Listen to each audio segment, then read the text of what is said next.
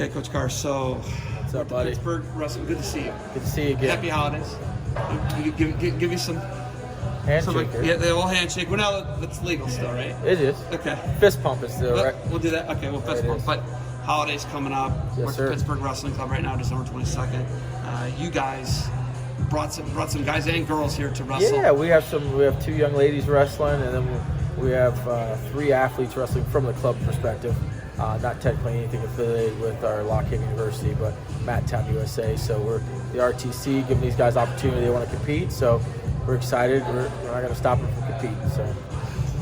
You guys are in a weird situation as far as the PSAC schools. They said that they're going to reevaluate as whether you're going to come and wrestle in the NCAA season or not. Do you guys know where you're at with that as of right now? Yeah, right now our president is saying that we won't have the opportunity to compete this year as far as the NCAAs is concerned. And, each president is choosing to decide what they want to do with their program. I believe Clarion is a go. They're going to compete at the MAC championships, and that's kind of just depends on who's leading your university. And our president wants to be safe and not take the risk kind of that comes with wrestling and that close knit being kind of in the ring, so close to each other, and doesn't want to take that risk for our athletes. So we're not going to be able to wrestle this year, which is the first time in a long time, probably since the 40s. Since World War II, probably. Yeah. Right? So we're taking the opportunity just to develop these guys, give them opportunities just to train a little bit and see their families and really spend time with their families, but also, training's a privilege. So right now we're just kind of let the guys go off a break and reevaluate back in January. So. Unprecedented year, obviously. Last year, no NCAA championship. This year, they're reevaluating as to how many teams are going to do it. If it's more than 51% of the field of 70-plus teams, they'll have 33-man bracket, right? 330 right? athletes. So that's something. But what I've heard from you guys is there's still a possibility. You're going to potentially reevaluate. Is that something you heard as well? Yeah, we're going to reevaluate. But, again, it's not up to us. It's up to our leaders and administration, and we're going to wait to hear from them. We'll reevaluate early January, see what we get back from them. Currently, we've been told that we're not, but we're going to obviously fight this thing and see what they come up with in January and see if it's the same answer or some potential to change with the vaccine coming out. So we'll see. My boss keeps us informed, and Scott does a great job, and he's fighting the lines and doing what we can do to provide opportunity for our athletes. So, it's a tough situation. I just want to keep our athletes focused, trained, and healthy. So. Town, the Matt Club you guys have, the RTC. Town RTC. There we go. Okay. Got the new logo. Ooh, that's nice. And hold on. Can I just point out your sleeve? Oh yeah. That's my guy. That's my guy. You see my hoodie right Yes, now? I got you. And my Josh is my buddy. And my I'm my a gator. We're wearing apparel, so he does an awesome job. He does. He really does. But having what you guys have with an RTC, it's never been more important than right now. Yes. We're finding that out right now. The event, the only wrestling some of your people are going to get this year, besides some USA Wrestling tournaments, is this right now. Yes. Pittsburgh Wrestling Club, and you got to let these guys, if they feel safe and they want to have the opportunity to compete. It's obviously USA sanctioned. Everyone's filling out their waivers, and everyone's going through the proper channels to make sure we're safe and competing. And if they want the opportunity to compete, we're going to be there supporting. So. The Carr family is one of my favorite families to always talk to. You guys are always really uplifting when I talk to you guys in interviews. Your dad and kind of how you live life too. I really enjoy that. But your dad always gets me hyped up. I know he gets you hyped up, right? Yes, sir. Yeah, I'll see him tomorrow.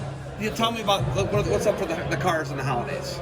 Good. So actually, my sister Rebecca is going to come pick me up here after this event, and we're driving 12 hours to Ames. I'll be down there for the holidays and spend time with David. Actually, David has wrestle-off tomorrow, so I'll catch him wrestling doing the wrestle-off. Can you go? Yeah, I believe so. I'll wrestle somebody to go check it out. I love it. So yeah, no, so I'll be down there. It'll be 5 of us, my niece included, and my brother-in-law will be fellowship the holidays, and it'll be Christmas presents and hanging out with the family for 5 or 6 days. So I'm excited for that trip. The only ladies on the card are both Lock Haven ladies, right? Yes.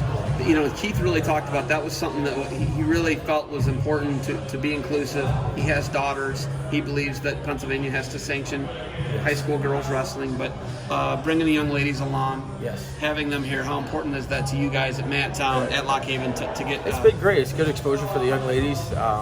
Ronnie Perry, the head coach, has been doing a great job with them, developing their skills, and they're teammates, but they're just going to go out there and scrap. Carly and Elena, they've been doing a really good job training, competing, and you know, I believe that it's Elena's first freestyle match, so she's going to get experience and exposure for freestyle that she's never had before, but on a Rockford card, that's amazing. So Carly's a little bit more veteran. She's wrestled freestyle. She knows how to compete in freestyle, so we're excited to watch them scrap. I'm just going to evaluate when they're done and then send them over for Christmas and then come back in January and get them going again. So. Who are the other athletes rolling on the card for Matttown Lock Haven? So All-American, he took second to scuffle, Luke Warner, 125, really tough leader, captain. He's going hard today. And then Cole Manley took fifth at the scuffle. Will be slotted for at 141, 133, depending on the day. Isaac Reed is our heavyweight. Lost to Cassiope 3-0 at U23, so he has some promise. He's a big guy, a lot of energy. He's from the area, local kid, so excited to give these guys opportunity to compete. We've got 5 athletes competing today, so we're excited just to see these guys scrap. And always when you scrap, you get to reevaluate where you're at. So when you lose or win, you get to reevaluate. Do I need to pick it up? Do I need to work on this position?